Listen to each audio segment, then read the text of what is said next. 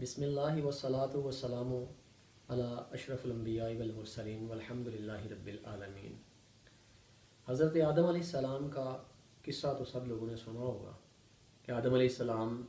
کس طریقے سے جنت سے ان کو خلافت عرضی کے لیے یہاں پر بھیجا گیا۔ آدم علیہ السلام جب اس دنیا پر تشریف لائے تو آپ کی کیفیت، آپ کے وہ حالات و واقعات جو ہے وہ لفظوں میں بیان نہیں کیے جا سکتے، لیکن وہ پہلی چیز جو حضرت آدم علیہ السلام کی وساطت سے پوری انسانیت کو اللہ تعالیٰ کی طرف سے نصیب ہوئی، وہ چیز کیا تھی؟ فَتَلَقَّى آدَمُ مِن رَبِّهِ كَلِمَاتٍ فَتَابَ عَلَيْهِ، کہ اللہ تعالیٰ کی ذات نے آدم علیہ السلام کو کچھ کلمات سکھائے، جن کلمات کے ذریعے انہوں نے اللہ کی طرف رجوع فرمائی۔ یعنی اللہ کی طرف سے آدم علیہ السلام کو زمین پر آنے کے بعد جو سب سے پہلی چیز اللہ تعالیٰ کی طرف سے عطا کی گئی وہ توبہ ہے۔ حضرت آدم علیہ السلام اپنی انہی کیفیات کے اندر ایک دن بیٹھے ہوئے تھے۔ روایات کے اندر آتا ہے کہ حضرت جبرائیل امین حاضر خدمت ہوئے اور آپ آ کر عرض کر لگے کہ اے اللہ کے نبی، آپ پریشان کیوں ہیں؟ تو انہوں نے اپنی کیفیت کے بارے میں جب بتایا تو حضرت جبرائیل علیہ السلام نے عرض کی کہ اے اللہ کے نبی، آپ جانتے ہیں کہ اللہ کو اپنی حمد و ثنا بہت پسند ہے، آپ اللہ تعالیٰ کی حمد و ثنا فرمایا کریں، آپ کلمہ توحید پڑھا کریں، آپ پڑھا کریں لا الہ الا اللہ وحدہ لا شریک لہ لہ الملک ولہ الحمد یحیی ویمیت وہو حی لا یموت ابدا ابدا ذو الجلال والاکرام بیدہ الخیر وہو علی کل شیء قدیر۔ روایت میں آتا ہے اللہ کے نبی صلی اللہ تعالی علیہ وسلم کا فرمان علی شان بھی ہے کہ ہر نماز کے بعد یہ کلمہ 10 مرتبہ جو ہے وہ پڑھنا چاہیے، اللہ کو اپنی حمد و ثنا بہت پسند ہے۔ حضرت آدم علیہ السلام کے بعد اگر ہم تاریخ دیکھیں تو ہمیں ایک اور واقعہ ایسا ملتا ہے جس کو تاریخ کے اندر جو ہے وہ تبا اول حمیری کے نام سے یاد کیا جاتا ہے۔ اس شخص کو، یہ یمن کا ایک بادشاہ تھا جو بڑے تزک و احتشام کے ساتھ چلتا تھا، بڑے لاؤ لشکر کے ساتھ یہ مختلف قوموں، قبیلوں اور علاقوں کی طرف جاتا اور ان کے اوپر قابض ہو جایا کرتا تھا۔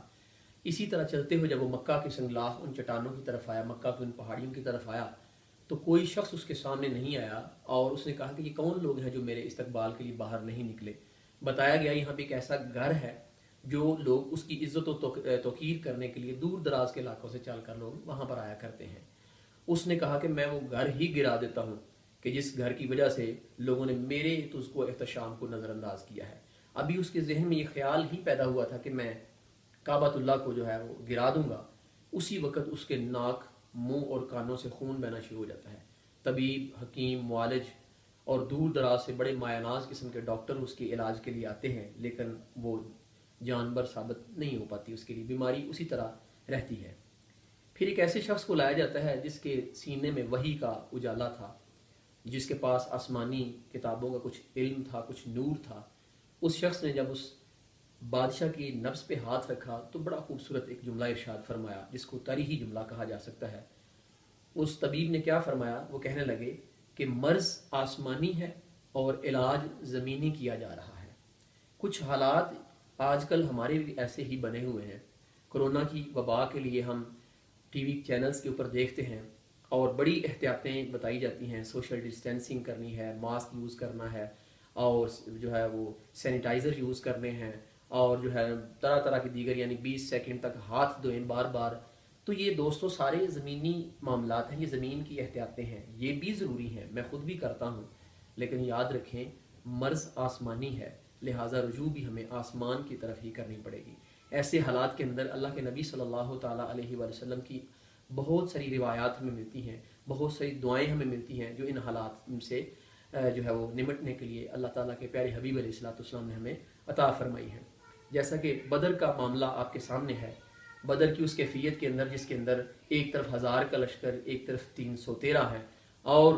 بظاہر بے بسی کی اس کیفیت کے اندر جہاں پہ ایک طرف اسلحہ سے لیس فوج، دوسری طرف نہتے لوگ جو ہیں وہ ان کا سامنا کرنے کے لیے تیار بیٹھے ہیں، لیکن اس رات نبی صلی اللہ تعالیٰ علیہ وآلہ وسلم نے اس کٹھن اور مشکل وقت کے لیے، اس آزمائش کی گھڑی کے لیے جب آپ نے مصلی بچھایا اور سجدے میں سر رکھ کر اپنے مالک کی بارگاہ میں کیا عرض کی؟ یا حی یا قیوم برحمتک استغیث، یا حی یا قیوم برحمتک استغیث۔ یعنی ہمیں اس چیز کا درس دیا کہ جب تمہارے اوپر بھی کڑا وقت آ جائے، تمہارے اوپر بھی بے بسی کی جب کیفیت آ جائے تو اپنے مالک کو ان ناموں کے ساتھ یاد کیا کرو۔ حضرت مولا کائنات حضرت علی المرتضیٰ رضی اللہ تعالیٰ عنہ کی بارگاہ میں ایک شخص آتا ہے اور آ کر عرض کرتا ہے کہ حضرت میرا فلاں بڑا دوست قریبی بڑا پیارا دوست جو ہے وہ بیمار ہے، میں چاہتا ہوں کہ اللہ اسے شفا عطا فرما دے، آپ اس کے لیے دعا فرمائیں۔ حضرت مولا کائنات فرمانے لگے کیا تم واقعی چاہتے ہو کہ اسے اللہ تعالیٰ شفا عطا فرما دے؟ اس نے کہا جی میں ضرور چاہتا ہوں۔ تو آپ نے فرمایا پھر یوں اس کے لیے دعا مانگا کر، بولو پھر یا حلیم یا کریم اشفی فلانن، یا حلیم یا کریم اشفی فلانن۔ فلانن سے مراد اس جگہ پر اس شخص کا نام لینا ہے جو بیمار ہے۔ مثال کے طور پر علی بیمار ہے تو ہم نے کہنا ہے یا حلیم یا کریم اشفی علی، یا اللہ اس کو شفا عطا فرما۔ تو اللہ کو اس کے صفاتی ناموں سے پکار کر جب اس سے دعائیں مانگی جاتی ہیں تو وہ جھولیاں ضرور بھرا کرتا ہے۔ اللہ کے نبی علیہ الصلوۃ والسلام کی ہی ایک حدیث طیبہ ہے، ترمذی شریف کی یہ روایت ہے، میرے آقا صلی اللہ تعالیٰ علیہ وسلم کا فرمانے علی شان ہے، بندہ کسی بھی مرض میں مبتلا ہو اور اس بیماری کی کیفیت کے اندر، بیماری کی حالت کے اندر اگر وہ شخص روزانہ 40 مرتبہ لا الہ الا انت سبحانک انی کنت من الظالمین پڑھ لیتا ہے تو رب العالمین اس شخص کو یا تو شفا عطا فرما دیتے ہیں، یا اگر تقدیر کا لکھا غالب آ جائے اور وہ شخص دنیا سے چلا جائے تو روایات میں آتا ہے کہ وہ شخص شہادت کی موت دنیا سے جاتا ہے۔ اور ایک روایت میں تو یوں الفاظ ملتے ہیں کہ اس کو اللہ تعالیٰ کی ذات 40 شہیدوں کے برابر ثواب عطا فرماتے ہیں۔ تو بہت ساری مسنون دعائیں ہیں، وہ سیکھیں، وہ پڑھیں، ایسے حالات میں اللہ سے رجوع کریں، اللہ سے ہمیں معافی مانگنی چاہیے۔ جیسا کہ میں نے بتایا ہے آپ کو کہ آدم علیہ السلام جب زمین پر تشریف لائے تو سب سے پہلی چیز جو رب العالمین نے حضرت آدم علیہ السلام کو عطا فرمائی تھی وہ تھا اپنی طرف رجوع کرنا، یعنی اس کی بارگاہ کی طرف جو ہے نا وہ تائب ہونا، اس کی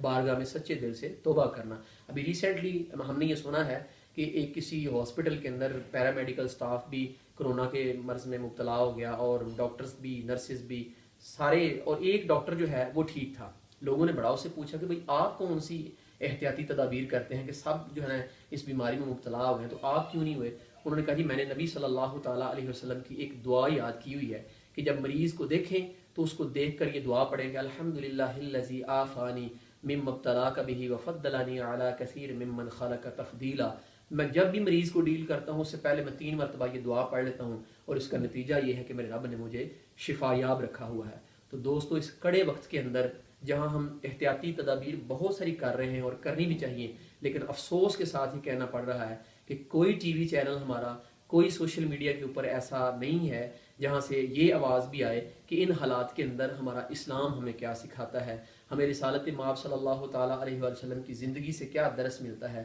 اس طرف کسی کی کوئی رجوع نہیں ہے، جبکہ اللہ یہی کہتا ہے کہ مشکل حالات میں میری طرف رجوع کرے گے تمہاری مشکلوں کو میں ہی آسان کیا کروں گا۔ ہمیں بھی اس وقت بڑی اہم ضرورت ہے کہ ہم بھی اللہ تعالیٰ کی طرف رجوع کریں، مسنون دعائیں سیکھیں، وہ ہم صبح و شام پڑھیں۔ جتنے دنوں سے یہ ٹی وی کے اوپر یہ دکھایا جا رہا ہے کہ یہ بھی کریں یہ بھی کریں، ساتھ اگر یہ بھی کر دیا جاتا کہ ان حالات میں یہ مسنون دعائیں جو ہے وہ کثرت کے ساتھ پڑھا کریں تو آج تک میرے خیال میں بچے کو دعائیں یاد ہو جاتی اور اللہ تعالیٰ جو ہے وہ ہمیں آسانیاں نصیب فرماتا۔ میرا اور آپ کا، ہم سب کا اللہ حامی و ناصر ہو۔ کی محمد سے وفا تو نے تو ہم تیرے ہیں، یہ جہاں چیز ہے کیا لوح و قلم تیرے ہیں۔